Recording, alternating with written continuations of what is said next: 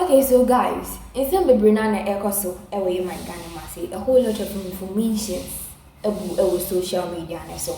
Ebe mwa about yakase vice president in the area or yare about cocaine, about good ayira sisia, just in some Brina and Ecoso, away my Ganamasi. Now, Sisiano, this information I made about cocaine. When so I may MPP for no bro for the pa. I didn't hear almost a year corner next cocaine dealing bia any commerce such a that drugs no example a big new commerce but ever say and as I say I never show you as a track away and I must say young shy you could be a man cocaine group. Yeah, track away and I must say you could be a man cocaine group. A monaka. When I'm almost suspecting a former president, sorry, peace. I was almost suspecting His Excellency John Dramani Mahama. Or no, in a time reality. Sisiano, MPP Amano go for the same. O Montias say I know and His Excellency John Dramani Mahama, Assistant IGP dia.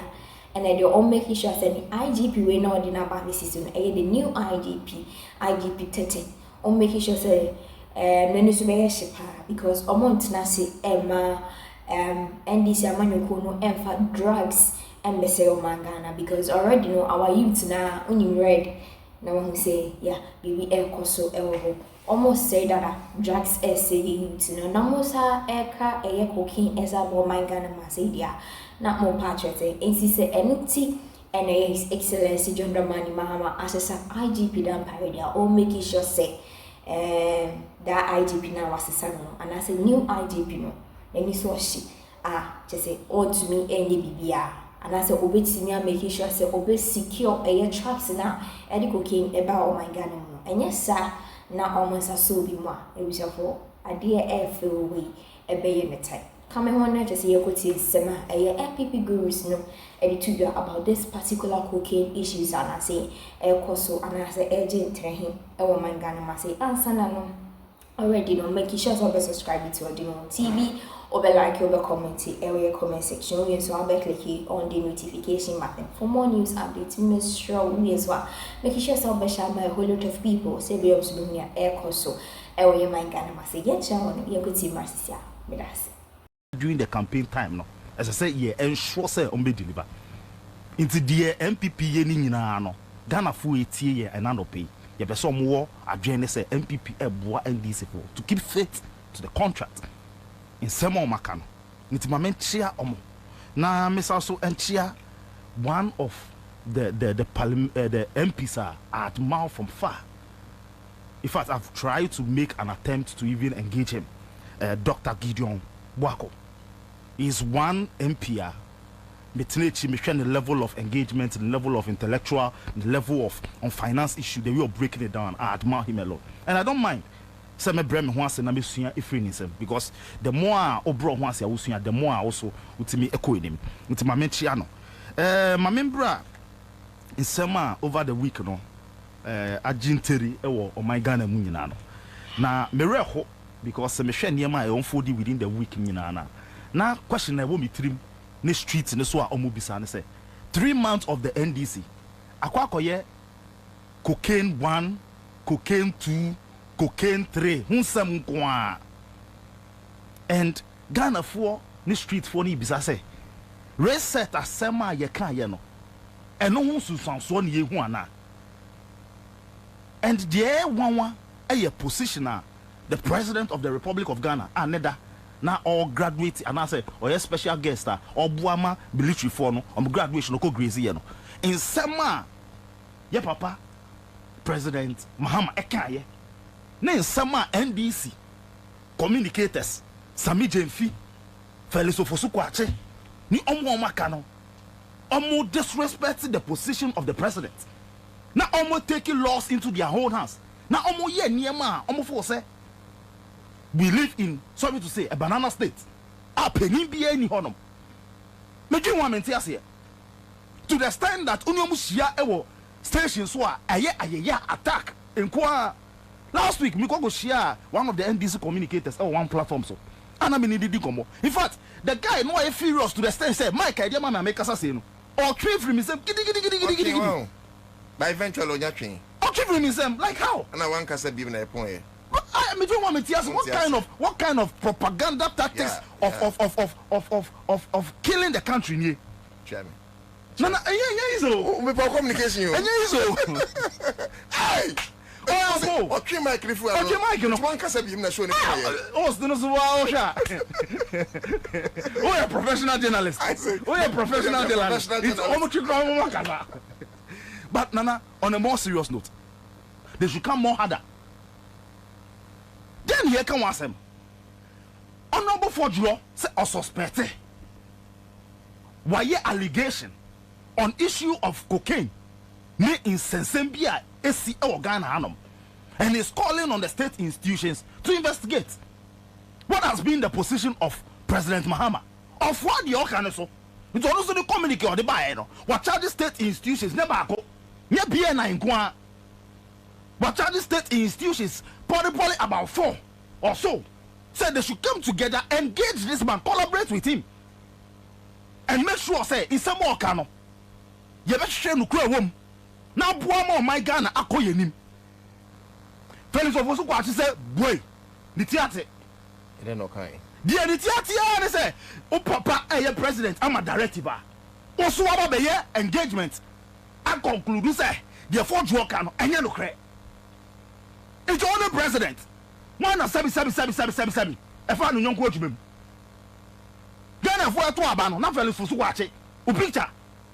I will ballot people this one. But how do you know, say Abia, Felix Ekasa, based on a report finding? Because you said Felix for Suwache speaks on behalf of the president. And the, yes, you just said His Excellency the President, so among investigations. And you know, Sir Felix Kasa on behalf of government. Are you privy to the fact that ABR the investigation? There is no investigation today. There is no investigation tomorrow, and that I can say it conclusively. Yes, Mahama Kayano. Less than 2-3 days. And I fell so for committee require inform me.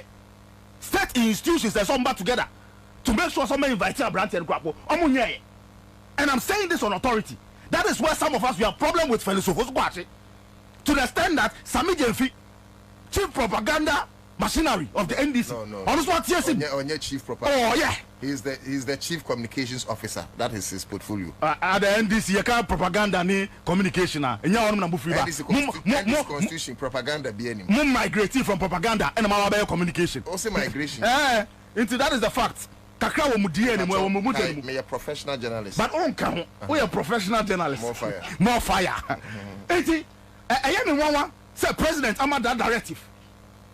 Now fellows of Osukwachi disrespectfully going against what the president said. And you also granted interview on some of the stations saying you want to make a scapegoat out of fellows of Osukwachi. Committee in the starting the Jumai. So you've concluded. You've now a predetermined mind, and for you, the state institutions in United of say, and country, because what conclude you. And not to the MP before, Nigana for Ekase. Now, the state institution investigation in Guano, Yepen National Enquiry Committee to look at this matter. If we really want it to be fair. A deputy NACOP director or so on one of the stations. Lawyer Chumberry, Eko can say, then, Eko can say, and he said this to the whole country. Say, he was there, he inspected the plane, and he feels that our evidence is contrary to what Ford Walker. And how is that wrong? And only be very questionable. We are doing NACOP. Mamito be very questionable. What is it? Publication Felix Ediba out. He agreed on the 12th. And a plane bell and there. Fort Yosuka said on the 12th, and a plane bell and there. But in summer, Deputy Nakop no Ekano, or see, on only evidence of one, on the 16th. Then a 4 question on Mubisa, and they say, you feel set, and we have shallow minded people to the extent say from on the 12th, everything on the 16th, 4 days there in between. There they see. What point are you making? Say NDC for a dick cooking a ban and the person see. Ye allegation say plane aba Ghana. Yes. Ye suspect say cocaine hu sensem enemu. Okay. Ye mo obi ade. But he who the car fit. No, Mabu be doing because Mami Land.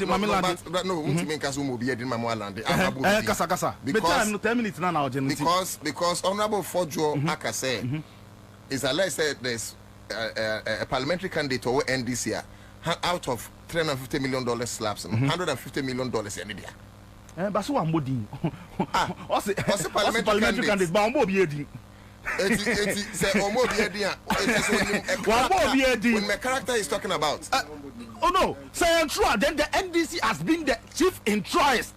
If there is a word like that, Attorney General, a press engagement. Say or evidence is needed, but some NPP 424 count. Also making some allegation up to now to be for by. Then they are the chief. No wonder say A+ as slapping with huge accusation. A+ as I say sits with the NDC, support the NDC's bidding. Who attacker or the Attorney General? It is all Kasa and Trua. Then it starts from you. Okasa and Trua. It's Omekasa Tubasi. That is show ever for so Sakasaba Tubasi. It is NDC for the Omoye. Nico K. Hunsemno. It is better they come clean. Only the Ewa. Fellas in an attempt to cover up, to whitewash the case, went on his Facebook page to go and post so-called evidences or what on the plain issue. And what is shocking is the contradicting aspects in the plain manner of posting, and on one interview, engagements, the contradiction. One, the plain number during the press engagement was N823 AM. This is the plane number of one. But you go post here on the Facebook, N8 instead of 2 or 6-4 AM. And nothing Ghana for up to now, you feel say in summer